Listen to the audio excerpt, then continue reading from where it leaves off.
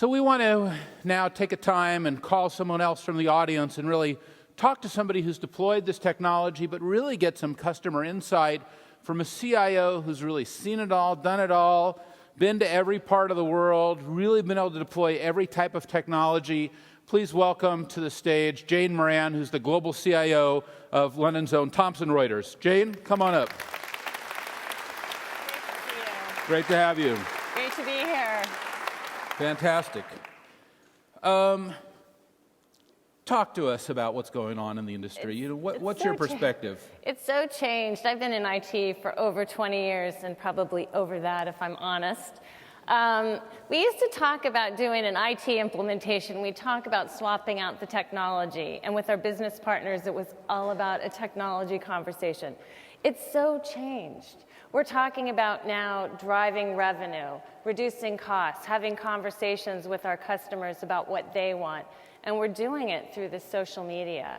And we're finding that chatter for us is where that's been a big boost to our organization. We're having the conversation, we're sharing information. I know we talked about this the other night, but it's sort of funny, like when we do systems implementations, it's all about swapping out the technology. So it used to be swapping out the technology so nobody had to talk to each other. That was the goal. And now we're finding that you can actually move your business farther faster if you have a conversation with people in your company and with your customers. It is. It's an amazing time. And when we first met, I remember you still were deploying a lot of your technology from your own data centers right here in London. You had 2 data centers on the Thames. I remember there was one application, we won't name it. Really expensive. What's that? It's really expensive. And you had a 500-person call center, and I think that you had something like 500 servers for that call center. More. But we're in the process of swapping that out across the organization. So Thomson Reuters is a very big company, lots of divisions. We operate in over 100 countries. And so this is a journey for us. But we're finding that as we transition over, and we've made this statement that Salesforce for all of our sales and service globally, we're finding that we're saving money across the organization. We're doing a much better job of servicing our customers. What do you think everybody here needs to know from your experience about cloud computing, about deployment, about getting going, about taking something like the Service Cloud or the Sales Cloud, which you've also deployed, custom apps? What is the piece that we never talk about that needs to be discussed and put out on the table? Well, honestly, because I know there's a lot of IT people in the audience today, we're always worried about the ROI and, sort of focused on we're so focused on the technology. Really change your focus. Focus on what your customers want. Focus on partnering with sales and service and how they can best service the customers. I think that is the biggest dynamic and biggest change that we've made in our organization. It's really made a step change for us. Very exciting. Hey, thanks so much for being here. We're just great delighted. to be here, Mark. Please thank Jane Moran. Thank you, Jane. And when we look at that concept, everything that Jane is building, she's building her social enterprise with her social network, with her Service Cloud, with her Sales Cloud.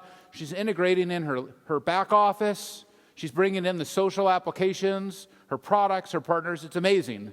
And also, isn't it fantastic? I'm just going to call it out that we have 2 fantastic women CIOs here leading us today.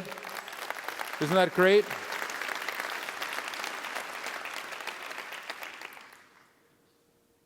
We're talking about the social enterprise. We're talking about how to transform our companies and how to inspire ourselves and re-excite ourselves and envision a future of growth for our companies, for our countries.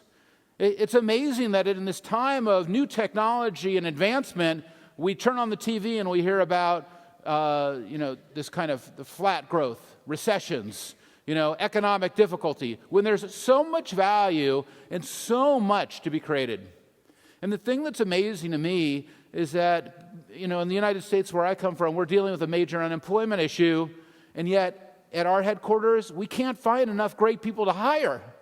It's an amazing time. These are the paradoxes that we have to deal with.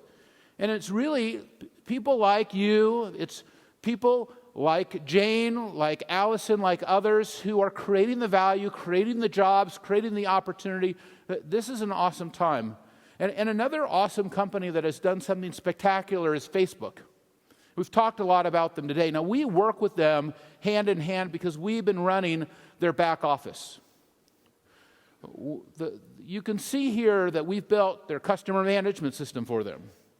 We've built a large part of their infrastructure applications, a large part of their HR applications. They still have some traditional software, like Jane does, and they have other cloud applications as well. But through our platforms, through Force.com and through Heroku, they're building these next generation of apps to run their company at a lower cost and to be going fast. And if you didn't have the opportunity to see Tim Campos at our Dreamforce conference 2 weeks ago, go to YouTube and look at Tim Campos. He's the CIO, global CIO of Facebook.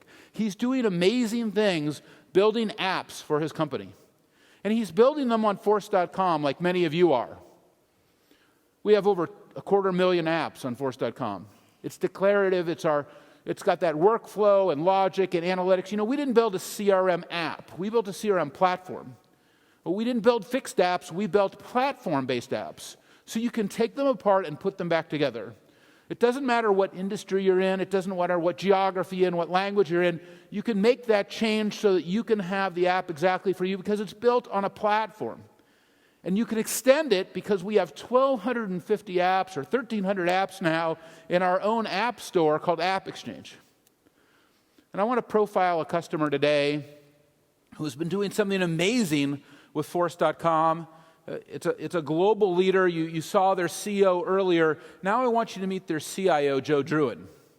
He's a visionary in terms of how he is deploying Force.com to build his next generation of apps. He's not buying another database, another Oracle, another DB2, another SQL Server. He's not buying another app server. He's not buying another BA or WebLogic, or WebSphere. He's not buying more hardware. He's not buying more software. He's using our platform. He's using services to build his next generation of apps. Well, let's hear directly from Joe. The Force.com platform has been game-changing for us. We've had customers come to us with a water cooler conversation or the what-if kind of idea, just kind of speculating on wouldn't it be cool if ... The platform gives us the power to not just be able to realize a solution, but realize it in a matter of days and weeks. We've been able to really surprise some of our customers that have brought those what-if kind of blue sky ideas to us in ways that they simply couldn't have even imagined a year or two ago.